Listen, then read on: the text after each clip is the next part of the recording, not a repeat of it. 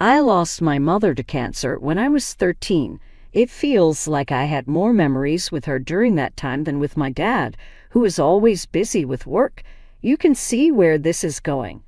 When my mom was diagnosed with cancer, the memories started to blur, and she passed away about a month later. Heartbreak is an understatement because I lost my best friend. Things went downhill from there. My dad started showing his true colors, bringing his affairs, which he had previously hidden, back home. Seeing him bring a woman as young as 20 home the same week my mom died was mentally draining. He showed more love and care to his random flings than he ever did to me. Since then, I've raised myself. When I turned 18, my dad met Isabella, a young woman who had graduated from the small university where he is the president. Isabella and I had no interest in speaking to each other, so by the time she moved in, I had moved out. I thought she'd be gone like the many other women my dad had flings with, but Isabella was different. She was there for the holidays during my first, second, and third years of university. Then, right after my graduation, I received a very formal wedding invite. My own dad never bothered to tell me he was getting married. I didn't even know they were engaged. But hey, I wouldn't mind going to watch a rich man in his late 40s marry a young woman in her early 20s. The wedding was obviously going to be expensive, and I just wanted to have a couple of drinks. Boy, the wedding was expensive, fun, and messy. It was great to sit there with a friend I had dragged along as a plus one, judging my dad, while Isabella was obviously touchy-feely with one of my dad's young groomsmen. Of course, I zipped my mouth and enjoyed the view. They got married, and once again, dead silence from the newlyweds. I didn't think much of it, busy with my own thing, especially during the global situation happening at the time. I didn't bother visiting them.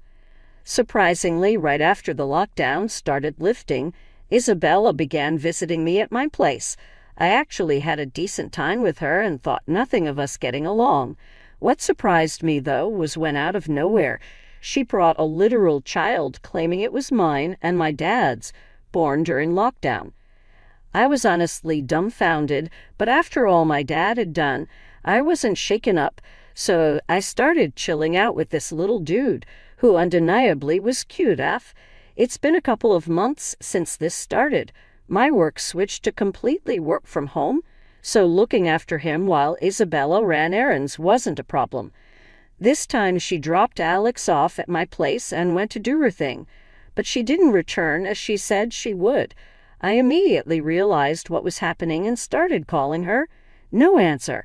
It hit me suddenly, and I panicked, desperately searching for my dad and her on social media, but everything was gone.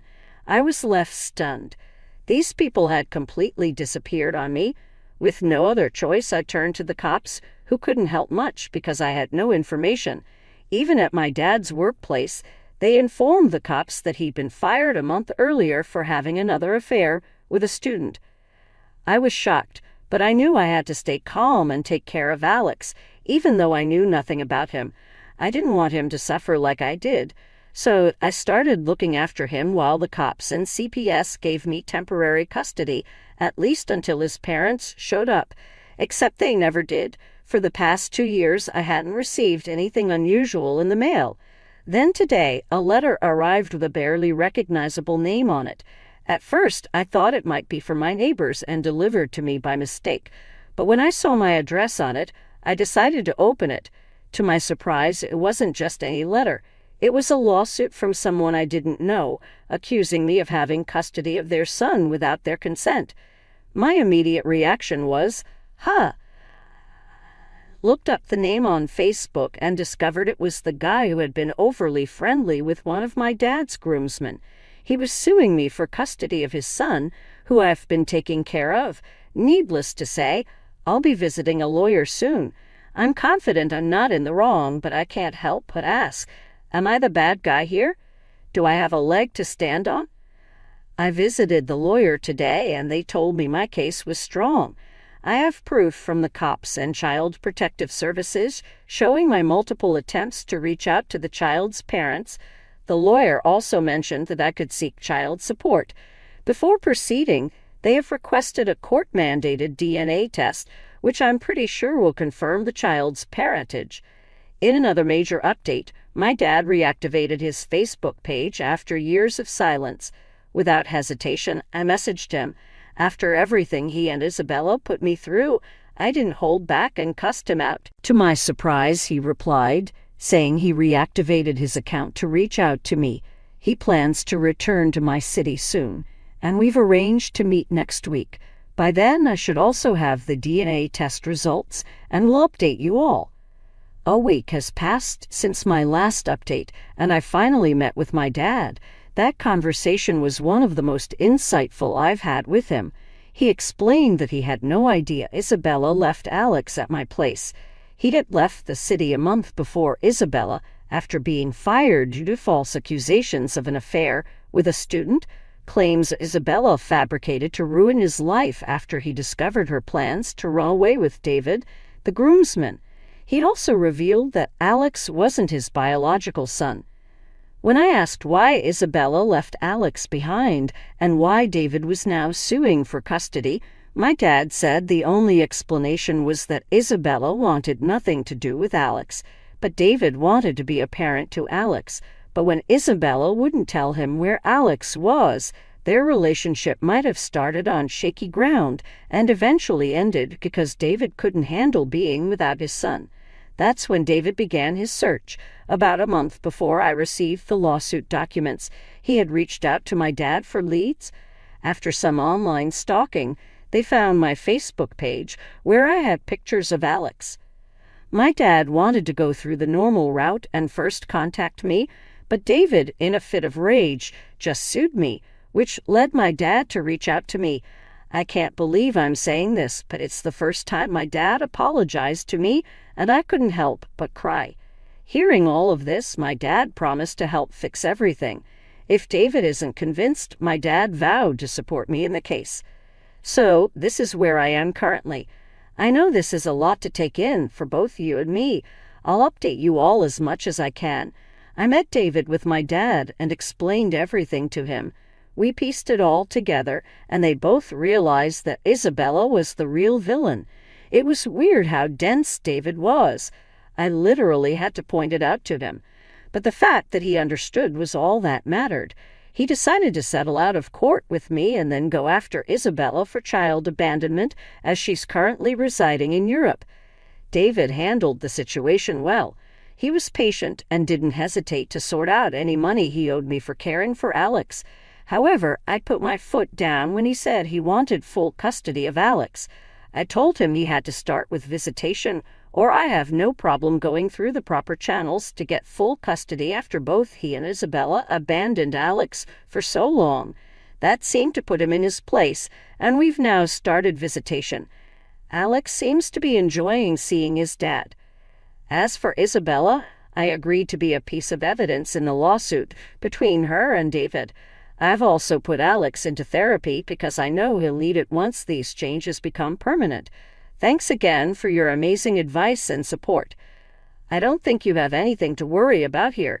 In fact, you should be glad that a parent reached out to you because now you can sue for all the money you've spent on Alex. Just make sure to hire a good lawyer. Isabella seems like the mastermind behind all this. I mean, how does a man who's been having affairs for years suddenly get caught? I'm not defending him, but there's definitely something going on, and I hope you get answers soon. There's a pretty big age gap between my sister and me, so when I was 12, I became an aunt. My nephew was born the day before my birthday. I'm turning 21 this year, and my nephew is turning 9. Since he was born, my family has always done joint birthdays, but they were clearly always directed toward my nephew and had to be kid-appropriate. It sucked turning 16 and 18 and having my birthday party be a kid's party. Figured this year, as I'm turning 21 and we haven't had birthday parties for 2 years, I'd finally get to have my own party. I texted my sister and parents, telling them I wanted to go to a restaurant with amazing reviews on their food and cocktails. I don't want to get smashed. I've obviously drunk before, but I wanted to dress nicely and have a fancy dinner and drinks with my family for my birthday. It was a unanimous no because it wasn't child-friendly for my nephew's birthday. I tried to negotiate. I'd pay for my own food and drink and pitch in toward the bill. We could go on a different day so my nephew also gets his own birthday. Oh no, no, no. Join party or nothing. Honestly, I probably kept some of this pent up, but I texted them that it was unfair that I hadn't gotten to have my birthday as a me day since my nephew was born. I never get to choose anything. Theme, cake, food. It's 100% my nephew's day, except I get my name in the birthday song and the gifts. I know this sounds spoiled and is a first world problem, but I feel like since my nephew was born, I'm the runner-up when it comes to my birthday. It feels like I got put on the back burner for the shiny new baby, and I've carried that from age 12 to today. I tried to explain this to my sister, but she says I'm being selfish. Since our birthdays are so close together, it makes more sense to have joint parties, and I need to get over my jealousy of my nephew. I'm not jealous of my nephew. It's not his fault, but I just want to have my 21st birthday be my birthday. I feel torn between wanting to be selfish and beating myself up for being selfish. Am I the asshole? NTA, you deserve your own birthday. They are the ones being selfish and lazy, acting like your birthday is an inconvenience for them. Go out and celebrate with friends if your family can't be bothered. NTA, 21 is a milestone birthday. I don't understand the problem. Why can't they have a party for him on his birthday and celebrate your birthday the next day? Your request isn't difficult. Go out to dinner. Big deal. Your nephew can come.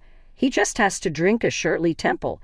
They've gotten into the habit of joint parties for so long that they expect it. You were respectful when you asked for a different kind of party, even offering to pay for your own dinner. They are the ones being selfish for not wanting to inconvenience themselves to celebrate your special birthday. If they can't celebrate your birthdays 2 days in a row, then go out with your friends and celebrate your birthday.